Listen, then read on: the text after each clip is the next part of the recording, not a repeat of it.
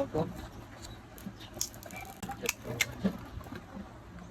Sa sobrang pulido na pagkalagay, akala mo wala siyang temper glass. At para sa mga nahihirapan maglagay ng mga temper glass nila sa phone, medyo may kamahalan kasi yung temper glass sa mall. Tapos may iba pang store na charge nila pag sila nag-i-install. Magwa 1 year na kasi ang iPhone 13 Pro Max ko. Tapos madami na rin siyang bubbles. So nag-decide ako na bumili ako dito sa TikTok. At pag set yung binili mo, may kasama na siyang 3 temper glass. Yung isa may privacy. But this time, ang gagamitin kong temper glass is yung natural lang. At least next time, kung bibili ka ng temper glass, hindi ka na mahihirapan mag-install nito. May kasama na rin siyang 3 wipes. Unahin mo yung wet, pagkatapos is yung dry.